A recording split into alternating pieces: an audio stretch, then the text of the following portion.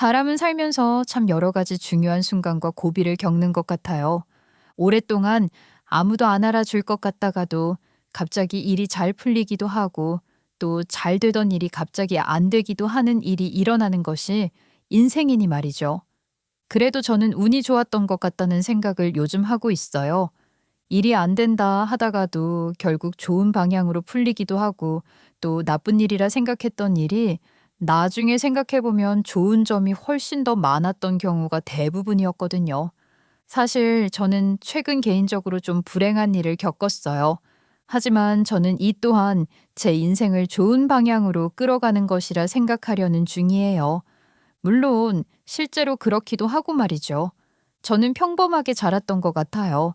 남들과 약간 다른 점이 있다면 중학교 시절에 해외 지사로 파견 나간 아버지를 따라서 미국에서 몇 년 동안 학창 시절을 보냈다는 정도가 다를 거예요. 중학교 3년을 미국에서 보내다 다시 한국으로 돌아온 것이죠. 미국에서 보냈던 학창 시절은 정말 즐거웠어요. 저는 친구도 많았고 공부도 잘해서 늘 주변에서 칭찬을 많이 받는 학생이었죠. 학교 생활도 재미있었고요.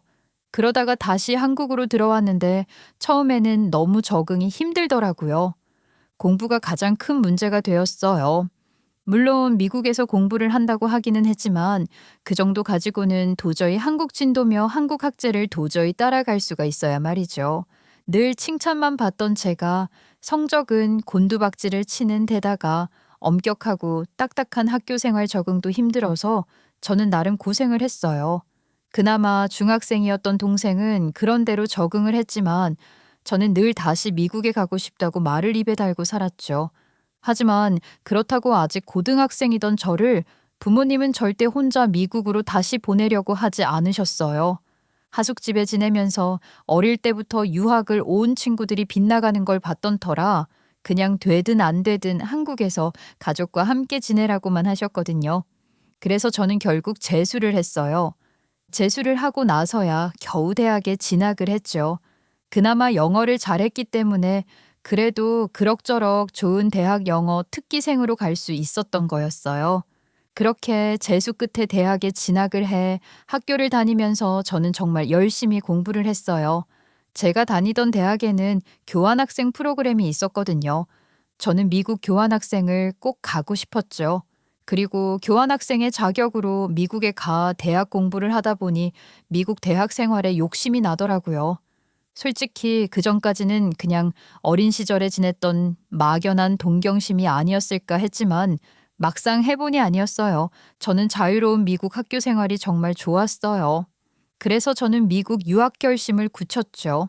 하지만 그렇다고 바로 부모님이 미국 대학 학비를 보태주실 수 있는 것도 아니고 저는 직접 학비를 모아야만 했어요. 그래서 한국으로 돌아와 학교를 졸업하고 취업을 해서 열심히 돈을 모았죠. 그렇게 저는 대학을 졸업하고 2년 만에 돈을 모아서 미국 유학을 가게 되었어요. 물론 부모님도 부담스러웠겠지만 그간의 제 의지를 알았기 때문에 앞으로의 미국 학비를 보태주시겠다 하시면서 제 유학 생활을 지지해 주셨죠. 그렇게 저는 미국 유학 생활을 했어요. 이제는 제가 하고 싶은 공부도 확실했고 목표도 있었기 때문에 더욱 열심히 공부를 할 수 있었죠. 그러던 미국 유학 생활 중에 저는 남편도 만났어요. 사실 그 시작은 지금과는 다르기는 했죠. 사실 남편은 유학생들과 잘 어울리는 사람이 아니었어요. 한국인과는 거리를 두고 늘 외국인들하고만 어울리고 놀기 바쁜 사람이었거든요. 그렇다고 공부를 열심히 하는 것도 아니었어요. 말하자면 일종의 날라리라고나 할까요? 듣기로는 한국에서 대학 다 떨어지고 재수 삼수를 하다가 수능만 겨우 보고 미국으로 왔다고 하더군요. 뭐 그런 식으로 미국에는 학벌 세탁하려고 온 사람들이 있어서 처음에 저는 그냥 그런 사람들 중 한 명이겠거니 했죠. 그러다가 제가 그 사람을 좀 도울 일이 생겼어요. 무슨 체류 서류에 문제가 생겼는데 평소 매일 놀러나 다니고 하다 보니 서류 제출 기한을 잘 챙기지도 못했고 그렇다고 어디 도움을 청할 곳도 없어서 혼자 쩔쩔매고 있는 모습을 제가 학교 식당에서 우연히 보게 된 거였어요.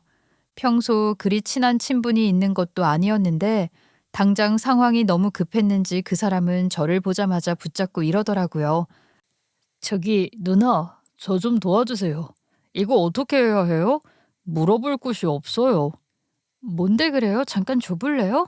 오죽하면 나에게 그럴까 싶어서 저는 신경 써서 그 사람 일을 해결해 주었어요. 뭐 외국에서 일하는 사람 마음이야 다 비슷한 법이잖아요. 그래도 도움을 받고도 모른 척하는 사람들도 많은데 그 사람은 엄청 고마워하더라고요. 그리고 그 다음 날 굉장히 고급 식당으로 저를 데리고 가서 밥도 사줬고요. 저는 보기보다 나쁘지 않은 사람이구나 정도로만 생각을 했어요. 그런데 또 인연이 되려고 했는지 제가 또 도움을 받을 일이 생겼어요.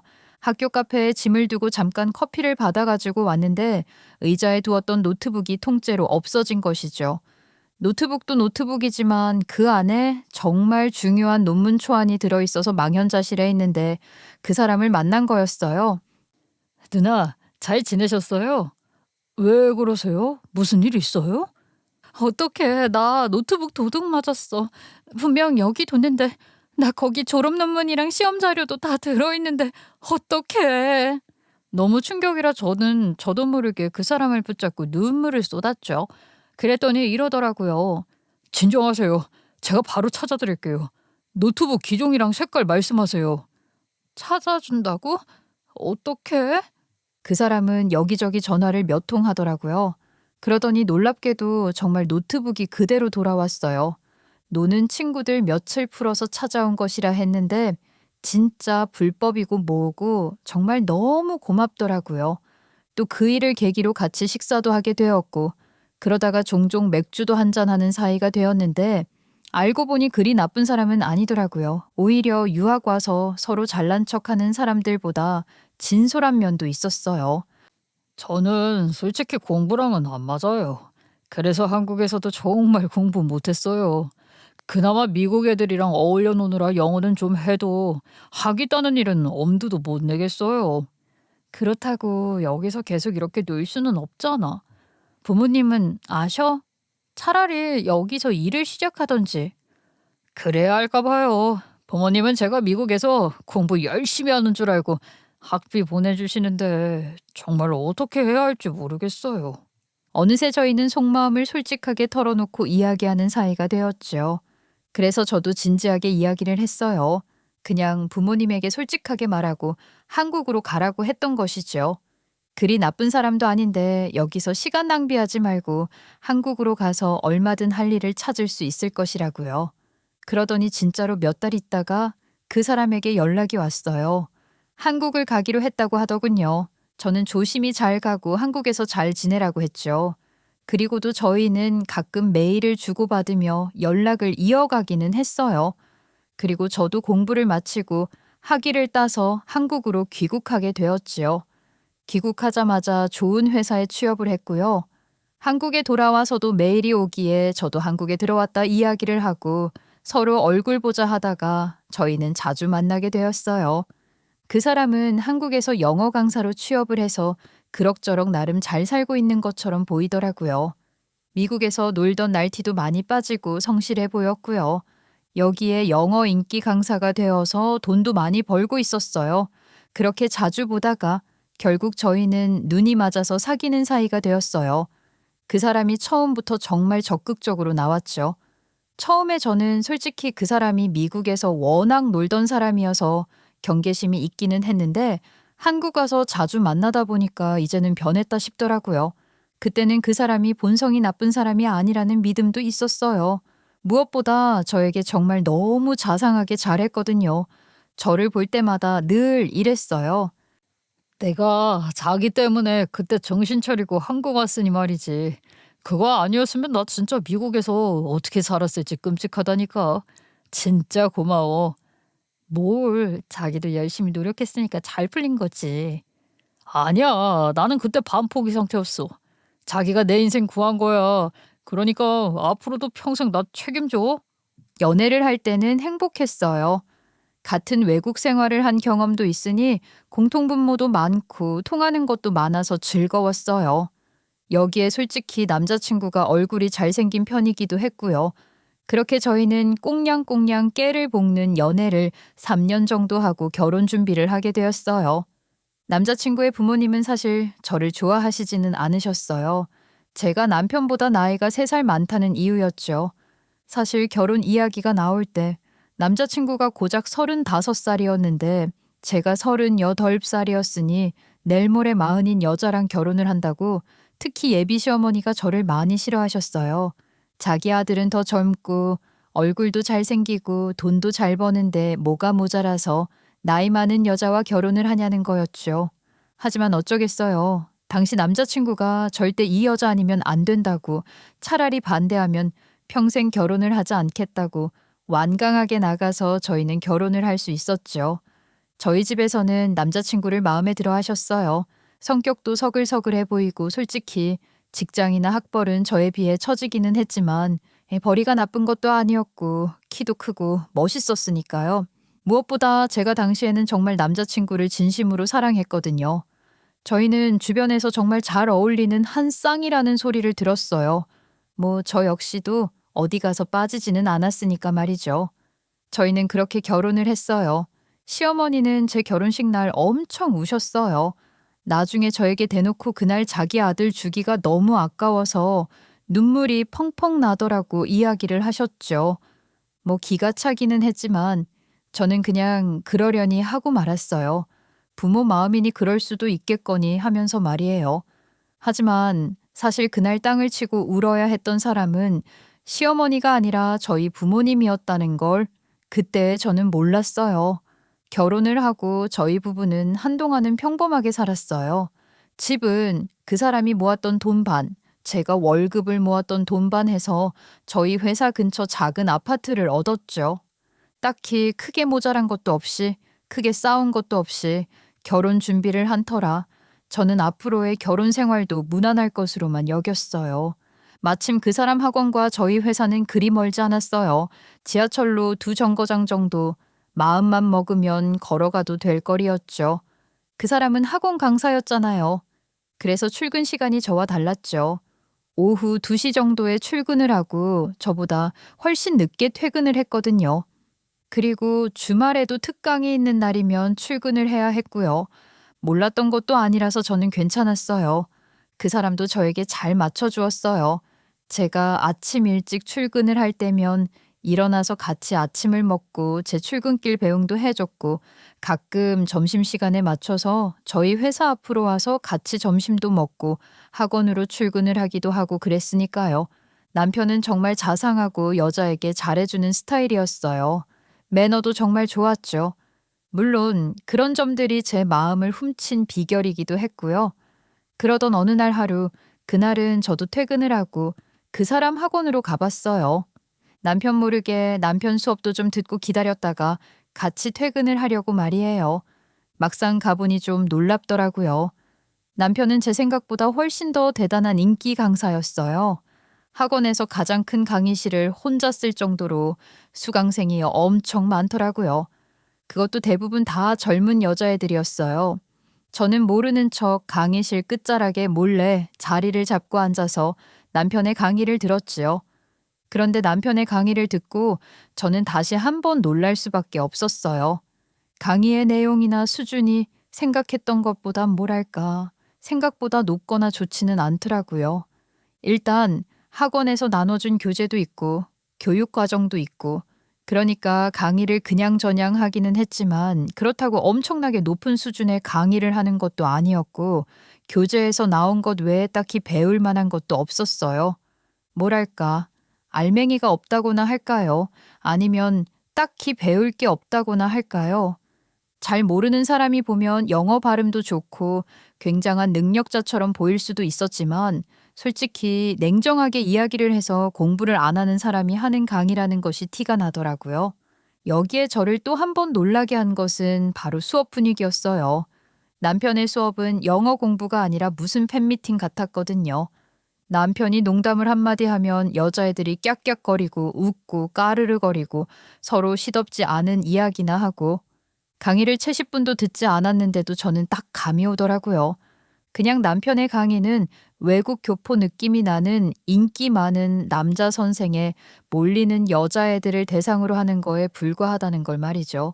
지금이야 인기가 좀 있을지도 모르겠지만 이 인기가 정말 실력을 바탕으로 해서 오래 갈 만한 건 아니라는 생각이 들더군요. 남편의 강의는 절대로 공부를 많이 한다거나 자격증을 준비하는 사람들이 들을 만한 강의는 아니었으니까요. 저는 도저히 더 이상 들을 수가 없어서 그냥 조용히 교실을 빠져나와 남편을 기다렸어요. 강의를 마치고 나온 남편은 저를 보더니 깜짝 놀라더라고요. 아주 들키면 안 되는 걸 들키는 사람처럼 말이에요. 그리고는 황급히 저를 붙잡고 구석진 곳으로 끌고 가더니 몹시 당황해하며 이러더군요. 아니, 여기까지 찾아오면 어떡해. 누가 보면 어쩌려고.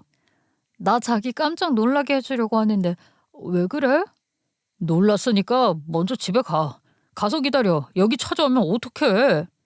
남편의 얼굴은 아예 사색이 되었어요. 누가 보면 몰래 사귀는 여자가 집으로 찾아와 부모님께 들킬까봐 전전긍긍하는 것 같다고나 할까요?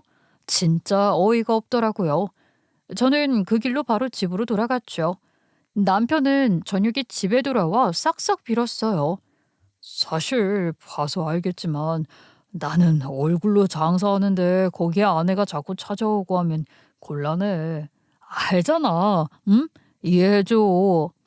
영어 강사가 얼굴로 장사를 한다니 그게 무슨 말이야? 그리고 당신 결혼한 거 다 알잖아. 내가 죄인이야? 그렇다고 내 아내를 직접 보는 거랑은 다르잖아.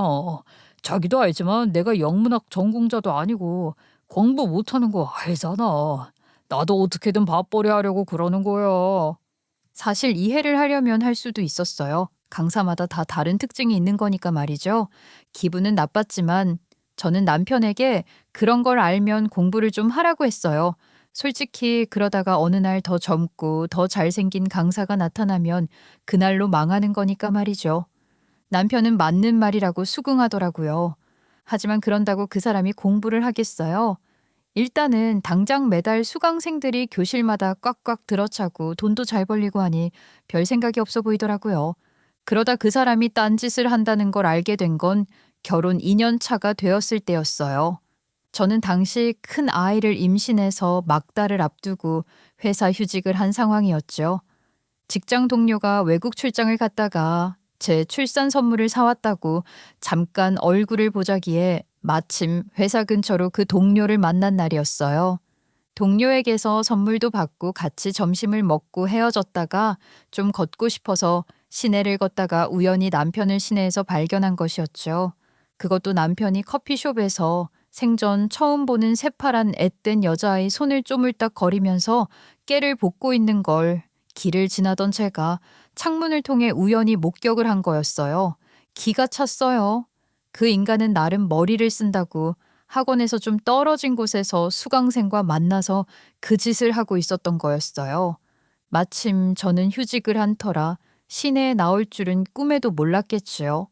그때 저는 아직 뭘 몰랐던 때였어요. 그래서 그 장면을 보자마자 당장 커피숍 안으로 쳐들어가서 앞에 놓인 커피를 두 연놈들 얼굴에 쳐붓고 그년 머리채를 질질 끌고 길거리로 나왔죠. 그리고 고래고래 고함을 질렀어요. 그걸 말리는 남편 역시 머리채를 붙잡고 얼굴에 침을 뱉었고요. 어디서 그런 괴력이 나왔는지는 모르지만 저는 그때 제정신이 아니었어요. 길거리에서 아주 사자우를 질러댔을 정도니까요. 야, 이 새파랗게 어린 년이 어디서 유부남이랑 더러운 짓이야? 당장 니네 부모 불러와, 당장! 이거 나 경찰 부를 거야. 여보, 오해야, 오해. 이것 좀 넣고 이야기를 해. 오해? 지랄마. 뭐 경찰? 오냐, 경찰 불러라, 이 간통년아. 너 이 새끼 바로 이혼이야. 둘 다 오늘 한번 나에게 죽어봐. 이렇게 난리를 부리다가 아마 저는 그 자리에서 혼절을 했던 것 같아요. 그 뒤로는 기억이 뚝 끊겼으니까요. 그러다 깨어나 보니 병원이더라고요. 남편은 저희 엄마와 아빠에게 뒤지게 맞고 제 옆에 앉아 눈물을 뚝뚝 흘리고 있었고 시어머니와 시아버지도 한편에 서서 차마 얼굴을 못 들고 있더군요. 저는 당장 이혼을 한다고 난리를 쳤어요. 그러다가 갑자기 진통이 와서 한 달이나 빨리 아이를 낳게 되었죠. 그렇게 큰 아이가 태어났어요. 아들이었죠. 갓 태어난 신생아인데도 어찌나 지 아빠를 쏙 빼닮았는지 저는 몸조리 기간 내내 아이를 안고 펑펑 울었어요. 몸조리를 위해 친정에 가 있는 동안에도 당장 이혼을 하겠다고 그러고 있는데 도저히 안 되겠는지 하루는 시부모님들이 남편을 데리고 친정으로 찾아와 용서를 빌었어요. 그냥 손만 잡았단다. 물론 그래서도 안 되지만 절대 다른 일은 절대 없었대. 너도 알잖니. 매일 강의 나가고 주말에는 네 옆에 있었던 거. 그 말을 믿으세요? 됐어요. 저 같이 못 살아요. 믿어줘. 그 여자에게 진짜 오래 따라다녀서 잠깐 미쳤었단다. 제발 부탁이니 이번 한 번만 속는 셈 치고 용서해다오. 애를 봐서라도, 응? 진짜야. 내가 우리 엄마를 걸고 내 아들을 걸고 맹세해. 진짜 절대 다른 일은 없었어. 당신이 본 날 그날 처음 만난 거야. 나 결혼했다고 이야기하던 중이었어. 제발 부탁이 나아가. 이 아이가 태어나자마자 아빠도 없이 크는 건 너무 가혹하지 않니? 이렇게 저를 설득하면서 시어머니는 그날 제 앞에서 펑펑 우시더라고요. 남편 놈도 진심이었는지 어땠는지 정말 자기가 실수를 했다면서 싹싹 빌면서 펑펑 울었죠. 저 역시 아이를 품에 안은 채 통곡을 했어요. 그리고 일단 그 일을 넘어가기로 한 것이죠. 저는 솔직히 그때 겁이 났던 것 같아요. 당장 이 갓난쟁이를 아빠 없이 키울 생각에 막막했고 또 절대 별일은 없었다 그냥 하도 따라다녀서 잠깐 커피만 마시러 갔는데 애가 들러붙었던 것이다. 진짜 오해다. 내 잘못이니 평생 속죄하겠다. 이런 남편의 말을 믿고 싶었던 것이기도 했지요. 그 길로 남편은 학원도 그만두었어요. 그리고 저에게 맹세를 했어요. 자기가 진짜 열심히 공부해서 학원을 차려서 일만 열심히 하겠다고 말이죠. 물론 그걸 받아들이고 남편과 화해를 하는 과정이 쉽지는 않았지만 그때 남편은 정말 쥐죽은 듯 살았어요. 가정에 충실한 남편이자 아이를 아끼는 아빠, 그리고 열심히 일을 하는 가장으로 말이죠. 그렇게 저는 모든 것을 모른 척 애초에 아무 일도 없었던 것처럼 처음부터 아무것도 모르고 싶었던 마음으로 살았어요. 사실 연애 때부터 지금까지 결혼하고 나서도 그 누구보다 자상한 남편이었기에 그 사람을 믿고 싶은 마음도 있었죠. 아이를 낳고 1년 뒤 복직을 할 때까지 남편은 정말 성실하고 또 그 누구보다 자상하고 다정한 남편으로 살았고요. 그렇게 시간이 흘렀죠. 저는 아이돌이 지나고 난 뒤 복직을 했고요. 그 사이에 남편은 다시 자기 이름을 걸고 작은 학원을 열었어요. 학원도 그럭저럭 잘 운영이 되었고요. 일도 순조로웠어요. 저도 승진을 예정대로 잘했고 아이도 건강하고 밝게 잘 자랐고요. 하지만 그렇게 시간이 흘러갈수록 시간이 지나면 지날수록 분명해지는 사실이 하나 있더라고요. 한 번 깨진 신뢰와 상처는 좀처럼 잘 아물지 않는다는 사실 말이에요. 저는 그걸 살면서야 깨달았어요. 그 일이 있었던 이후로는 남편이 저에게 아무리 잘하고 아무리 성실하게 살아도 그게 예전처럼 자연스럽게 받아들여지지가 않았던 것이죠. 제가 시간이 가도 그러니까 시어머니는 그런 제 태도에 대해 엄청 타박을 하셨어요. 일단 한번 그냥 넘어가기로 했으면 눈 감고 넘어가야지. 네가 아직도 그렇게 새하게 있으면 내가 마음을 못 잡잖아. 너 그렇게 있다 진짜 바람나면 그땐 다 네 책임이야. 진짜 듣기도 싫은 개소리였어요. 그러다가 아이가 5살 무렵 마침 저에게 해외 파견 근무 기회가 생겼어요. 아이도 이제 얼추 커서 외국 가서 사는 것도 좋겠다는 생각이 들어서 저는 망설임 없이 파견 근무 신청을 했죠. 남편은 외국에 나가겠다는 저에게 이러더군요. 나 학원은 어쩌라고 갑자기 해외 파견 근무를 하면 어떡해. 당신 혼자 갈 거야? 아니, 애랑 갈 거야. 민준이도 외국 생활하면 좋은 경험 될 거고. 그럼 나 혼자 한국에 있으라고? 음, 일단 우리 떨어져서 시간을 좀 갖자. 어쩌면 그래야 서로의 소중함을 더 잘 알 수도 있을지도 몰라. 그리고 아이에게도 더 좋은 기회가 될 거고. 저는 그렇게 아이와 단 둘이 함께 해외로 떠났어요. 물론 저와 아이만 해외 지사 근무를 간다고 했더니 시댁은 그야말로 난리가 났어요. 특히 시어머니는 몹시 분노를 하시더라고요. 그러면서 절대 안 된다고 반대를 하셨어요. 또 그놈의 바람 어쩌고 하는 레퍼토리를 꺼내시면서 말이죠. 너 그러다 네 남편 바람나. 이러다 진짜 바람나면 너 어떡할 거야? 그때는 너도 애도 못 보게 할 줄 알아. 옆에 없어서 바람나는 거면 제가 옆에 있을 때 딴 여자 만난 건 어쩌라고요. 바람 안 피는 사람들은 사람이 없어도 안 나요, 어머니. 뭐? 너는 그게 언제적 이야기인데 아직도 하고 있어. 그러니까요. 그러니 바람이 제 탓인 것처럼 그만 좀 하세요. 잊을만 하면 어머니가 바람 타령해서 저도 지겨우니까요. 저는 이렇게 질러버렸어요. 시어머니는 부들거렸지만 더 이상 뭐라 하지 못하더군요. 그놈의 바람 이야기를 해서 이제껏 상처가 아물만 하면 그걸 파헤쳐서 속 뒤집어 놓는 사람이 누구였는데 말이죠. 저는 그렇게 아들과 함께 외국으로 떠났어요. 아이는 국제학교에 딸린 유치원에 바로 입학이 되었어요. 저는 현지에서 전문 보모를 고용해서 아이를 키웠죠. 외국 생활은 훨씬 더 여유롭고 좋았어요. 출퇴근도 한국처럼 시간이 많이 걸리거나 야근이 많은 것도 아니어서 아이와 보낼 수 있는 시간도 많았고 저렴한 가격에 좋은 유치원을 다닐 수 있으니 아이도 행복해 했어요. 물론 중간중간 친정엄마가 오셔서 아이와 함께 시간을 보내다가 가시기도 하고 제가 일 때문에 한국으로 잠시 들어왔다가 가기도 하고 그랬죠. 남편은 그래도 그 상황에서도 성실하게 사는 것처럼 보였어요. 열심히 학원 운영도 하고 매일 아이와 영상통화도 했어요. 그리고 몇 달에 한 번씩은 꼭 저희를 보러 오기도 했고요. 하지만 정작 문제는 다른 곳에서 터지더라고요. 한 번은 남편이 학원을 잠시 쉬기로 했다면서 한 달 동안 와서 지내던 적이 있었어요. 바로 그 전달에도 와서 일주일 동안 머물다 간 적이 있었던 터라 조금 이상해서 저는 남편에게 다른 일이 있는 건 아니냐고 캐물었죠. 다른 일은 무슨. 그냥 조금 한가하기도 하고 애랑 더 오래 있고 싶어서 온 거야. 아무리 그래도 원장이 학원을 한 달 동안 비운다는 게 말이 안 되잖아. 내가 원장이라 이제 강의 안 해. 다른 선생들에게 수업 맡기면 돼서 온 거야. 나도 좀 여유 있게 아이랑 시간을 좀 보내려고 온 건데 너무한다 당신. 이렇게까지 하기에 저는 그러려니 했어요. 하지만 한 달을 채우고도 그 사람은 돌아갈 생각을 하지 않았어요. 그러다 제 눈치가 보였는지 한국에 갔다가도 또 금방 다시 오더라고요. 제가 아무래도 이상해서 솔직히 말해보라고 했더니 그제야 고백을 하더군요. 사실 학원 운영하는 게 쉽지가 않아. 그래서 일단 좀 쉬려고 그래. 요즘은 인터넷 강의도 많이 생기고 그래서 어려워. 그럼 진작에 솔직하게 말을 했어야 할 거 아니야. 왜 자꾸 사실을 숨겨? 나 사실 여기서 사업을 해볼까 해.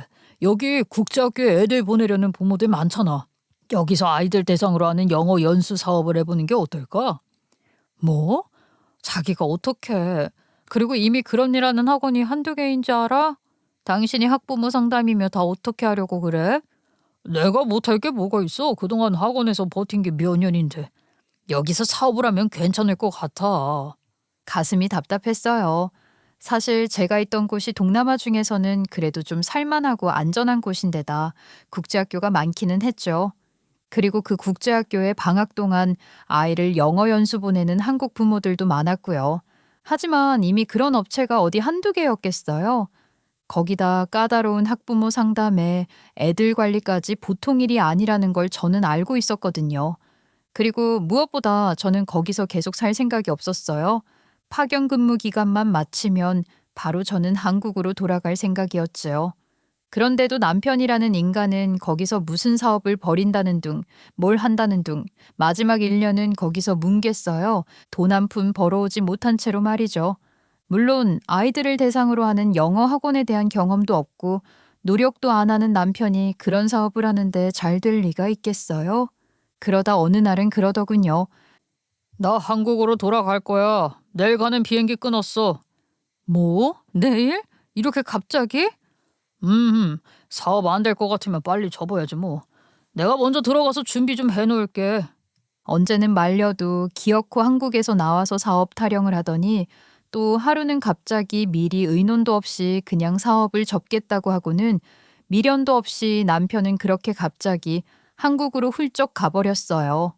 그렇게 가고 나니 저는 문득 좀 이상하다는 생각이 들더군요. 남편은 사실 갑자기 외국에서 사업을 한다는 둥 그렇게 크게 일을 벌일 사람이 아니었거든요. 통이 그리 크지도 않고 부지런하지도 않았고 무엇보다 겁이 많았기 때문이었죠. 그런데 갑자기 사업을 그러다가 어느 날 갑자기 전부 다 포기하고 떠난다. 뭔가 앞뒤가 맞지 않았어요. 그래서 저는 남편 뒷조사를 하기로 결심을 했어요. 요즘에는 당사자가 굳이 한국에 없어도 할 수 있는 일이 많잖아요. 저는 바로 적당한 흥신소를 인터넷으로 찾아서 전화를 걸었죠. 뭔가 남편이 하는 일이 다 이상하고 의심이 갔기 때문이었어요. 당연히 제가 가장 먼저 의심했던 건 여자 문제였고요. 저도 한국에 없겠다. 분명히 여자 관련 사고를 친 것이 분명하다. 저는 확신을 했어요. 그리고 이번에는 정말 절대로 그냥 넘어가지 않겠다고 결심을 단단히 했고요. 하지만 얼마 지나지 않아 한국에서 보내온 자료는 제 예상을 뛰어넘는 어마어마한 진실이 들어있더군요. 그 자료를 보고 저는 고민을 많이 했어요. 이걸 어떻게 폭로를 해야 할까? 그리고 그 뒷감당을 어떻게 해결을 해야 할까 하는 것이었죠. 그러다 어느새 제가 한국으로 들어갈 날이 다가왔어요. 여기 있던 짐을 싸서 한국으로 보내고 하는데 남편이며 시어머니가 저에게 이상한 소리를 하더라고요. 시어머니는 그러더라고요. 너 공항 내리자마자 우리 집부터 와라. 우리 손주 얼마나 컸는지 얼굴 좀 보자. 알았냐? 어머님 댁으로요? 비행기가 아침에 도착하니까 일단 짐을 좀 집에다 풀고 갈게요. 애도 많이 피곤해할 것 같아요. 아니야. 일단 우리 집으로 오라니까. 피곤하면 우리 집에서 애 재우면 되잖아. 남편 역시 마찬가지였어요. 바로 시댁으로 오라고 하더라고요. 아무리 제가 일단 집에 가서 짐 가방이라도 두고 바로 가겠다 해도 둘은 바로 시댁으로 오라고 벅벅 우겨댔어요. 그렇게 귀국을 했더니 바로 시댁으로 오라고 확인 전화까지 하더라고요. 그럴 거면 공항으로 좀 데리러 오던지 하던가 그러지도 않을 거면서 말이죠. 하도 들들 볶아대서 저는 하는 수 없이 피곤해하는 아들을 데리고 시댁으로 향했어요. 막상 시댁에 도착해 문을 열었더니 남편은 느긋하게 소파에 앉아 있더라고요. 그러고는 제 얼굴을 보더니 이랬어요. 왔네? 우리 신혼집은 정리했고 이젠 우리 엄마랑 모시고 같이 살자. 뭐? 그게 무슨 말이야? 제가 어이없어 하자 시모가 끼어들었어요. 너 자꾸 너 잘났다고 밖으로 만들고 안 되겠어. 그냥 같이 살면서 너도 살림 좀 배우고 남편에게 잘하는 것도 배워. 지금 무슨 말씀을 하시는 거예요? 너 아직도 네 남편 사람 취급 안 한다며. 대체 언제적 일을 생각하면서 이렇게 남편 무시하며 살 거냐? 시모가 핏대를 세워가며 의기양양하게 고함을 지르는데 그 남편 놈은 멀거니 보고만 있더라고요. 사실 뭐 이런 상황을 예상 못했던 바는 아니었어요. 저는 잠깐 있다가 그냥 웃었죠. 그리고 가방에서 한 장의 서류를 꺼내서 남편 면상에 확 던져버렸어요. 야, 니네끼리 여기서 알콩달콩 잘 살아봐. 뭐라고? 서류를 맞은 남편이 자리에서 벌떡 일어났어요. 시어머니는 말하는 거 보라고 어디서 이런 걸 던지냐며 짜증을 내며 서류를 집더라고요. 하지만 시어머니가 그 봉투에서 서류를 꺼내본 그 순간, 그리고 그 뒤로 일어난 일은 제가 늘 상상만 했던 아주 짜릿한 순간이었던 것이죠. 제가 웃으며 묵직한 서류 봉투를 던지자 그걸 얼굴에 맞은 남편은 자리에서 벌떡 일어나더라고요. 시모는 화가 나서 저에게 고함을 쳤고요. 하지만 저는 차분하게 대답했죠. 너 지금 뭐 하는 짓이야? 이게 어디서 난리야? 제 생각에는 저 서류들 저 인간보다는 어머니가 먼저 보셔야 할 것 같은데요. 아마 이 집이며 이모님들까지 다 연관이 있는 것 같던데. 뭐 마음대로 하세요. 그 말을 듣는 순간 시모의 얼굴은 굳어졌어요. 그제야 부랴부랴 남편이 서류를 집어들려고 했지만 시어머니가 더 빨랐어요. 남편의 손에서 서류를 낚아챈 시어머니는 서류를 보더니 손을 부들부들 떨더라고요. 저는 뭐 그 집구석을 나가려고 애 잠바를 다시 입혔어요. 다 보셨으면 알아서 하세요. 저는 이만 가볼 테니. 너 이거 뭐야? 이거 설명을 하고 가. 이거 진짜 아니지? 아니지? 진짜가 아니라고 믿고 싶은 마음 저도 이해해요. 뭐 그래서 이제껏 내 팔자를 내가 꾼 거나 마찬가지니까요. 뭐라고? 그 서류 그대로예요. 이 인간 그간 코인이고 주식이고 해서 돈 다 날렸어요. 우리 집도 날리고 사업 자금이랍시고 받은 돈도 다 날렸다고요. 아니야. 코인이라니 주식이라니 사업한다고 했고 그것도 잘 된다고 했어. 학원도 잘 돼서 분점을 낸다고 했다고. 그걸 믿으셨어요? 아마 조만간 이 집도 위험할 수도 있어요. 아, 그 시이모님과 큰아버지에게서 돈도 빌렸다고 하셨죠? 그 이야기를 듣자마자 시어머니는 남편 놈 머리채부터 잡고 남편은 무릎이 풀려 그 자리에 주저앉아 버렸어요.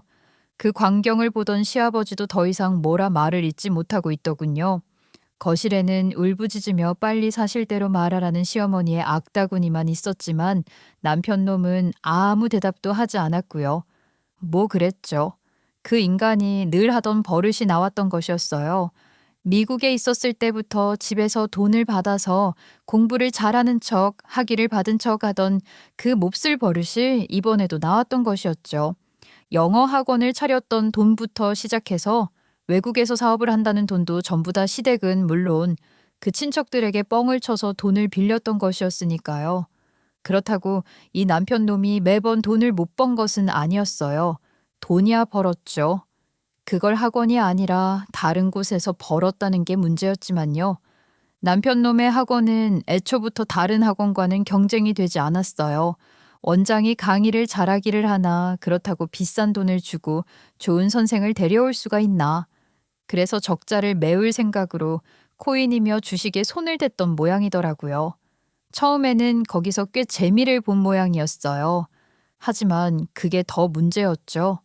코인과 주식에서 돈을 벌자 이 인간은 간이 크게도 학원을 마음대로 정리해버리고 그걸 다 거기다 쏟아부었던 거예요. 거기에 시부모님은 물론 그 친척들까지 전부 다 끌어들여서 빚을 얻고 물론 대출까지 마구 일으켰죠. 돈을 넣는 대로 돈을 버니까 아마 눈에 보이는 것이 없었던 모양이더라고요. 하지만 그렇게 번 돈을 지 부모님이나 친척들에게 갚았으면 몰라요. 남편이라는 인간은 그걸 전부 불륜을 저지르고 있던 여자에게 갖다 바쳤다는 것이 문제였어요. 제 예상대로 남편 놈에게는 다른 여자가 있었어요. 그렇다고 수강생으로 있던 젊고 철없던 여자들도 아니더라고요. 어디서 만났는지 알 수 없는 나이든 이혼녀에게 떡하니 방까지 얻어다 주고 있었던 것이지요. 하지만 진짜 충격이었던 것이 뭔지 아세요? 그 인간은 외국에 있을 때 저희 집에서 애를 봐주던 보모와도 바람을 피웠더군요. 정말 기가 막혀서. 갑자기 외국에서 사업을 한다고 설치더니 또 사업이 잘 안 된다고 갑자기 한국으로 가버릴 때부터 이상했어요.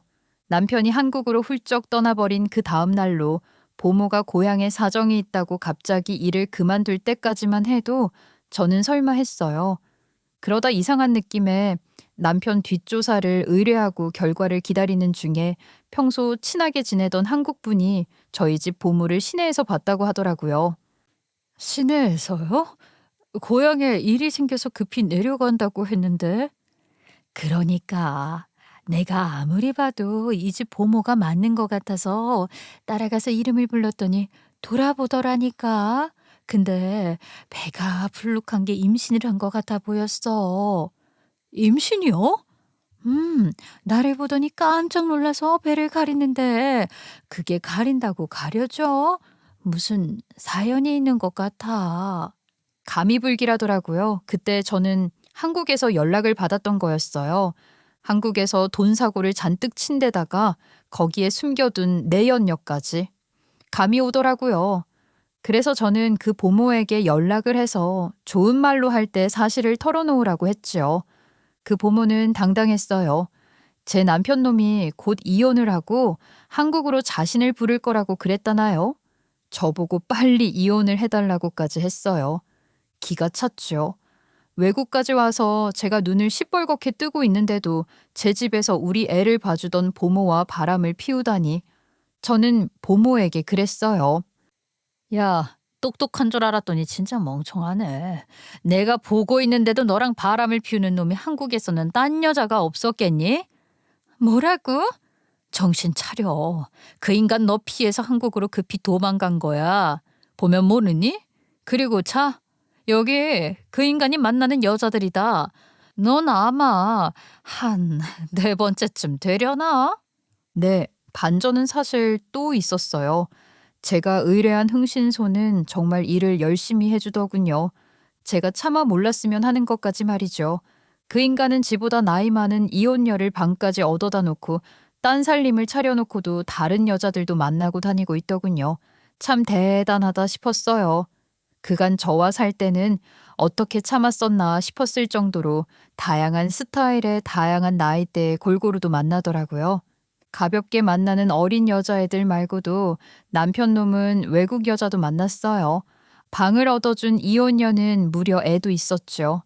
시어머니가 본 서류 봉투 안에는 그 인간이 그동안 말아먹은 돈 내역서와 빚만 남은 재산 내역서, 통장 내역서가 있었어요. 그리고 부록으로 그동안 만나고 다녔던 여자들과의 사진들도 있었죠. 배가 부른 동남아 여자 하나와 이혼녀의 딸아이를 다정하게 목마를 태우고 이혼녀와 다정하게 다니던 사진이며 외국 여자와 길에서 뽀뽀를 하고 난리부르스를 치는 사진까지 말이죠. 그리고 그 인간은 코인이며 주식을 처참하게 말아먹은 상황이었어요. 조금 오른다고 욕심에 눈이 멀어서 온갖 돈을 다 끌어쓰고 더 큰 욕심을 부리다가 처참하게 망한 것이죠. 그래놓고도 빚을 좀 가려보겠다고 남편 놈은 저희 신혼집을 팔아먹고 외국에서도 사업을 한답시고 투자를 빌미로 친척들 돈까지 다 끌어다가 날려먹은 상황이었고요.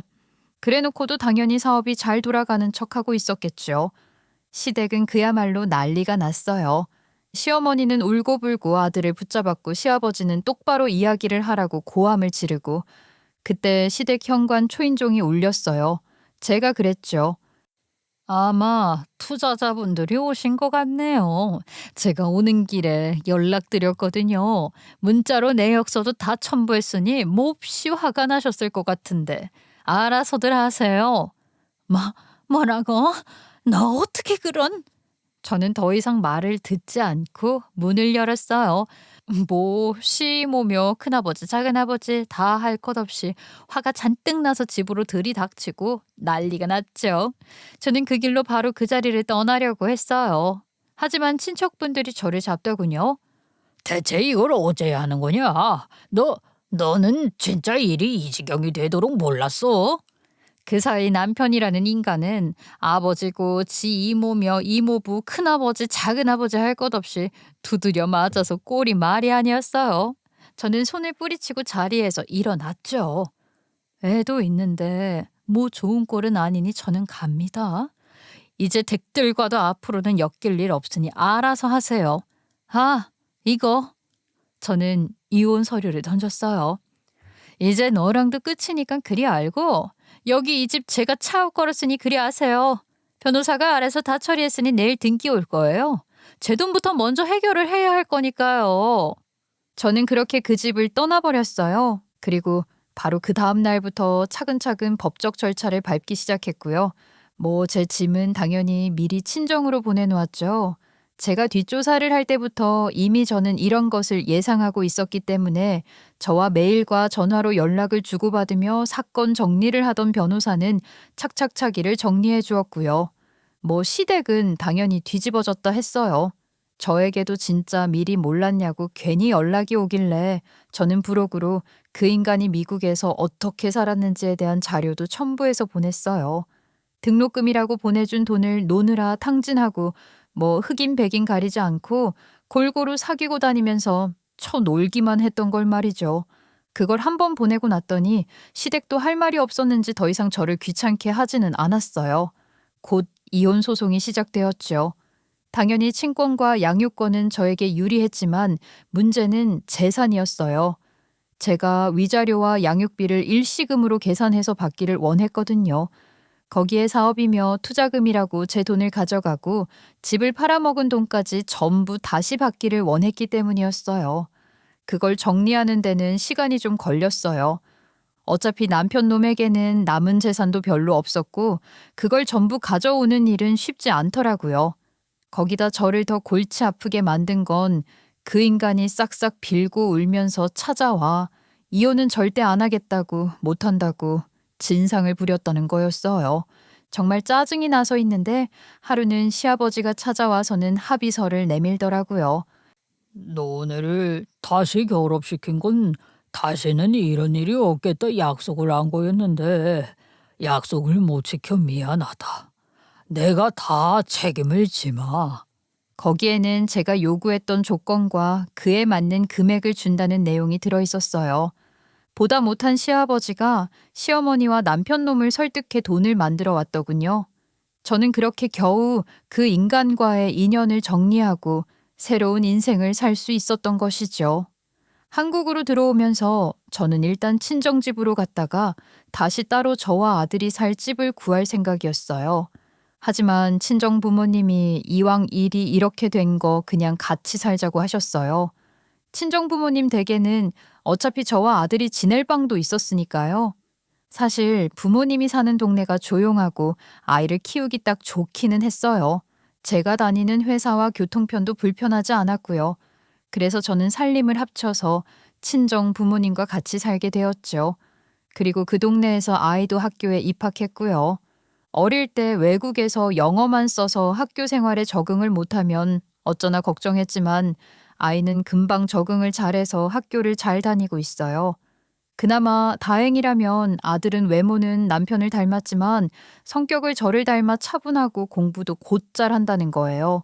물론 아직 뛰어놀 나이라 학원도 보내지 않고 마음껏 놀이터에서 놀다 오기는 하지만 그래도 다른 아이들보다 책도 좋아하고 공부하는 것도 힘들어하지 않는 편인 것 같아요.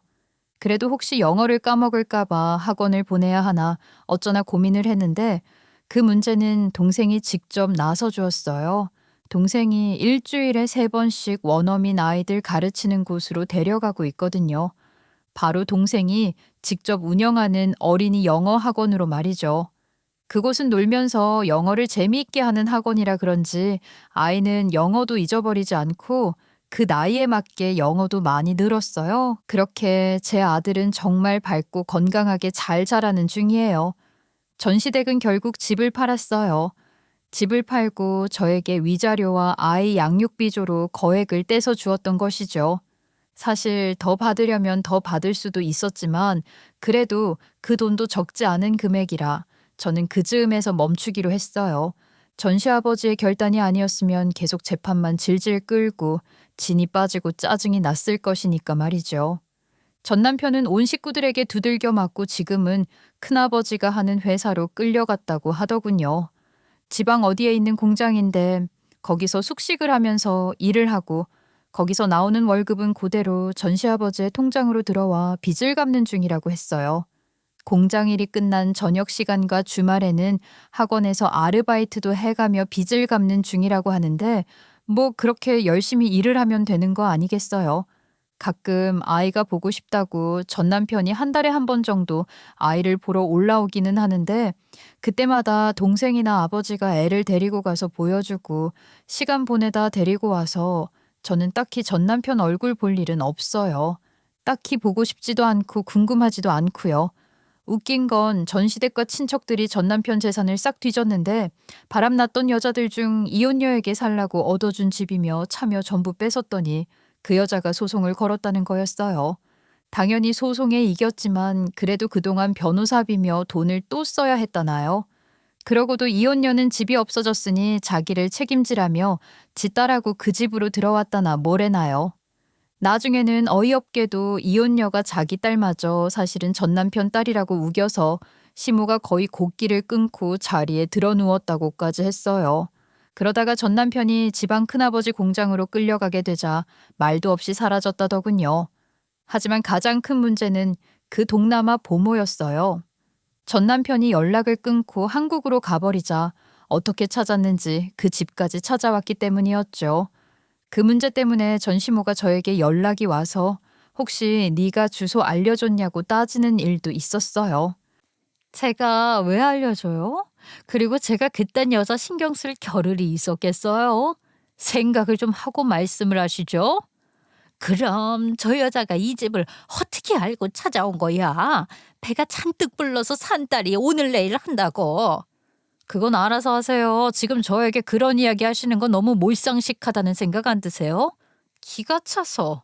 뭐 한바탕 난리를 치고 일단 그 여자를 동거인으로 신고하고 뭐 어찌 체류 비자를 받아서 결혼을 하니마니 그랬나 보더라고요. 전 남편은 죽어도 결혼은 못한다고 하고 그 보모였던 여자는 그럼 이 애는 어쩌냐고 울고불고 쌩난리가 난 거죠.